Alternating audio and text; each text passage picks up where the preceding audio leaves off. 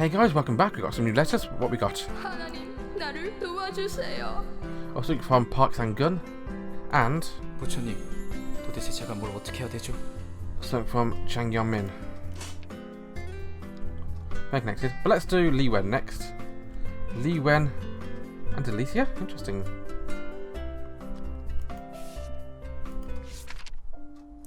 The simulation exam was only hours away, yet I'd been lying in bed all night, unable to fall asleep.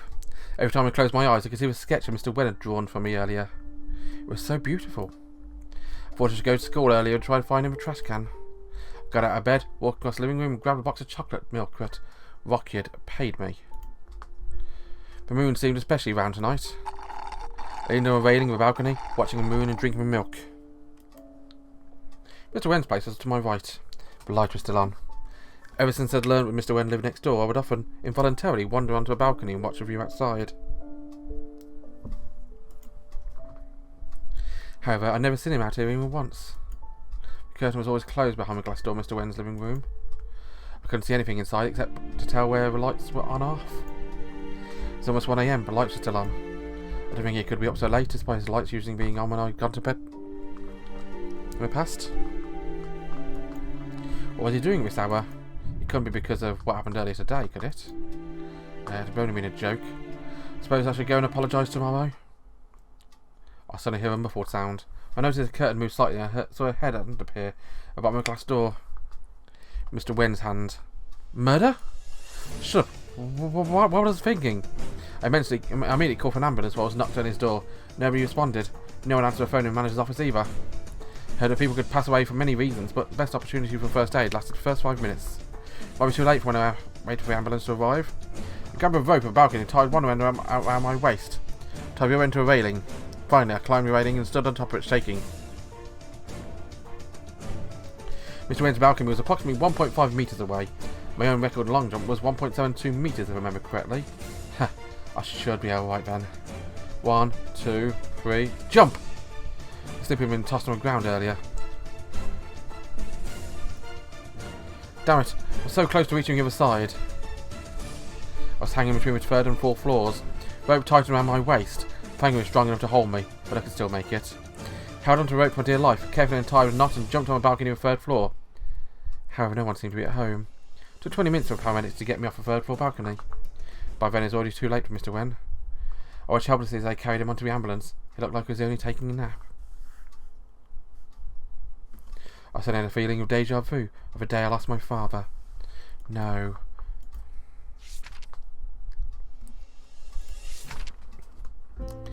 If someone asked me what I wanted the most at the exact moment, I would say freedom.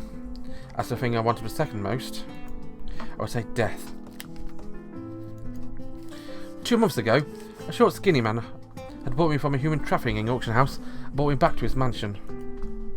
At first I thought he was like most other buyers who had only been looking for some exotic playthings. But I soon found out he was much more frightening. His name was Money Jia, an infamous local millionaire in Hong Kong. On the surface, he was the owner of a chemical plant, making his bucks from a pharmaceutical research development. But behind the scenes, he'd been conducting tests on humans. The tests were not just limited to medical drugs, but also experimental ones were developed solely for the gangs. Some of which were even from abroad. What he spent buying us was nothing compared to the profits he could make off of us. All his test subjects were people who had purchased from the auction house. None of us had any legal status. Therefore, no one would care who we were or where we'd gone. Just like we'd evaporated from the face of the earth. There were both men and women amongst us. Sometimes the women might get a little lucky compared to the men.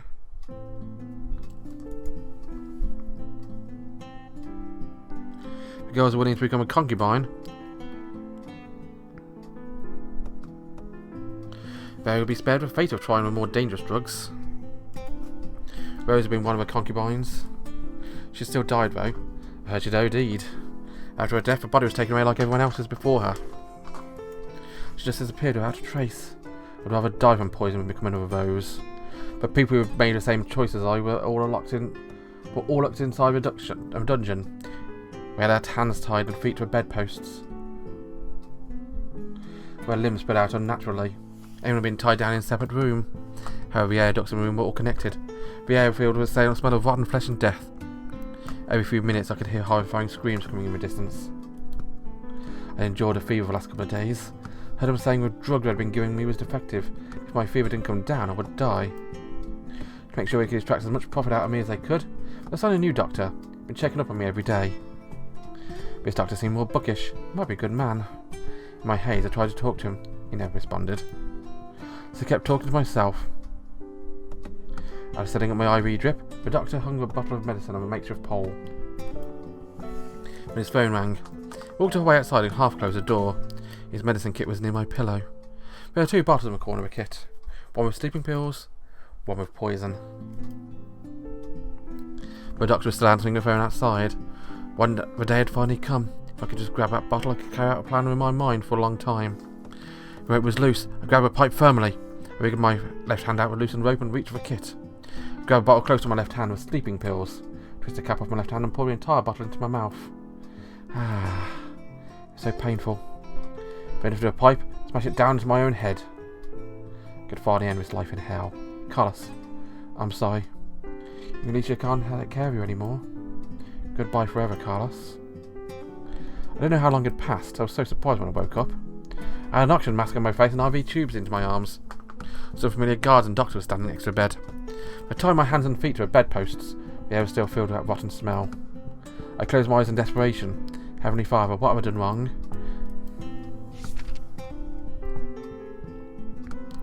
Oh, this one's a dark one.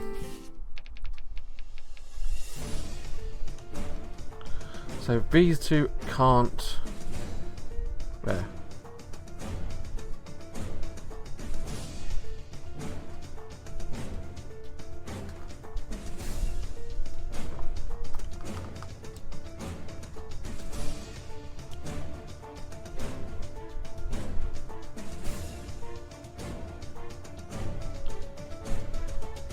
Okay, so that has to go down here.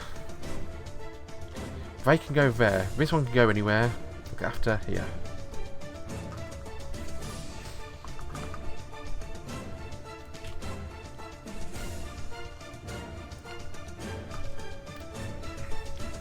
I'm going to swap the poison sweep with sleeping pills.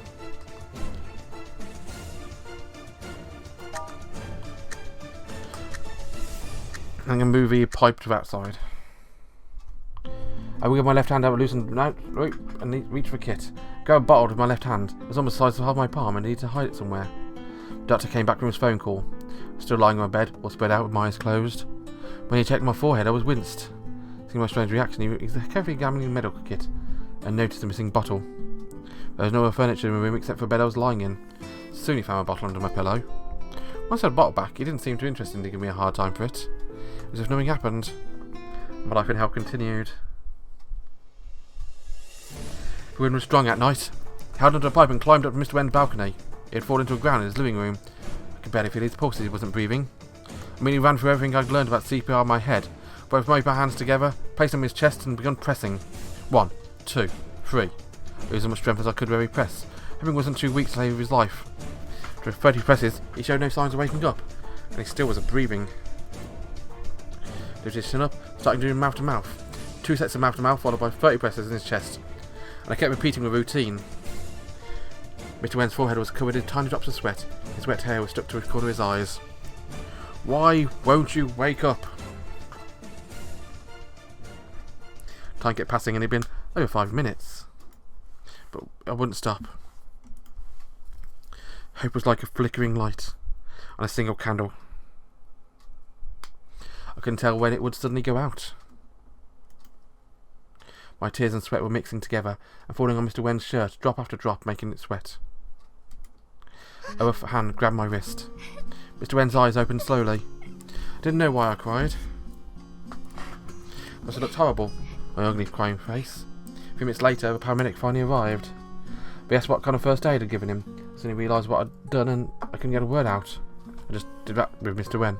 Mouse, didn't I? the ambulance and taking Mr. Wen away. Paramedics told me to bring some necessities for his hospital stay. Finally calmed down, and the first time I had a chance to look around Mr. Wen's apartment. All sorts of paintings hanging on the wall. Small seaside town glowing in the sunset. A golden wheat field stretched endlessly. A rainbow crossing in a valley through rosy clouds across the rain. They were all masterpieces. Weirdly though, according to the signatures of most of them, they were over 10 years ago. A portrait of a woman attracted my attention. The woman seemed to be in her early 20s. Her long black hair spread across a soft white pillow. Her sleeping face looked mesmerising even to me. Was she Mr. Wen's wife? I remember when Rocky had asked whether or not Mr. Wen had a girlfriend his first day. He hadn't answered the question, but why was he living alone then? Right, should be collecting necessities for Mr. Wen. Speaking of which, what did one need for hospital stay anyway? Pyjamas, underwear, toothbrush, toothpaste, towel, slippers, razor, face wash, napkins. Scoured the kitchen and bathroom thoroughly. The only door left would be the door to bedroom. Should we have to find a change of clothes in it? Push the door open. To my surprise, what was behind the door looked exactly like what had often appeared in my dreams. It was a graveyard. A graveyard of paintings. Torn apart, painted over. Pieces so small they were completely unrecognisable. The remains of various paintings nearly completely filled the room. In the corner of the room, some blankets lay on the floor with some clothes folded on top of them. Was this where Mr. Wen has usually spent the night? The room made me feel nothing but sadness and utter despair. They were so much alike, Mr. Wen and he. Okay, so we now got rank 8 S there.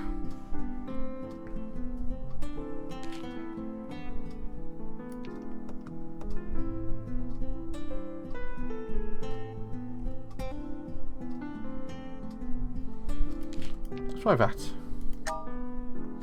There's now a slip on the floor. I with my left hand out, loosen the ropes, reach for the kit. Go a bottle close to my left hand, a poison. It's almost the size of my palm. Saw a slipper dropped yesterday when I was having a seizure. It was so close enough for me to reach it. Doctor came back from his phone call, stood on the bed or spread out and my eyes closed. So he's left from me. He'd hit my forehead. Pulled the IV a bit, closed the kit and left. I opened my eyes when her door closed. The bottle of poison was still safely hidden. I know that as long as I do my best, my dream will come true.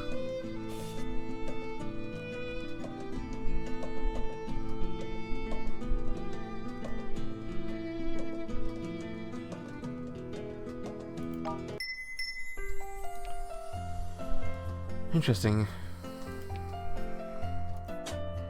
是不是我做错了什么？ A taste of the early summer. Lo siento. One-armed man. I'm a fury of a cat.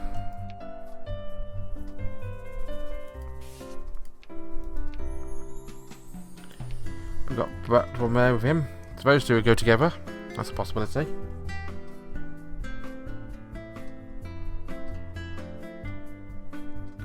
Interesting, that one actually splits. I wonder if I can actually adjust that one.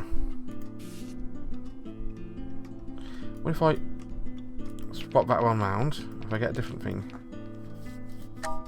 I do!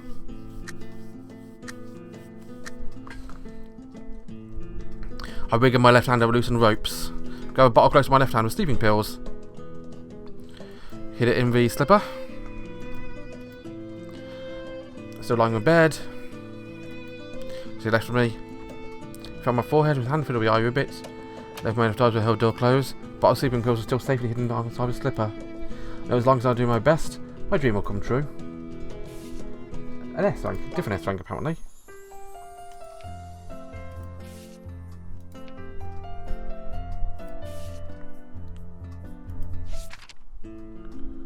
History.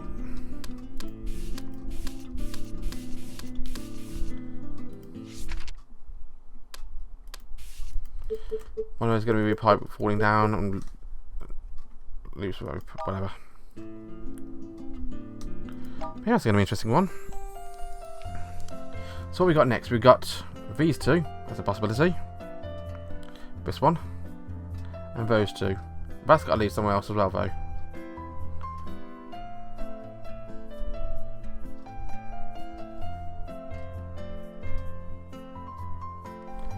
whatever, until then.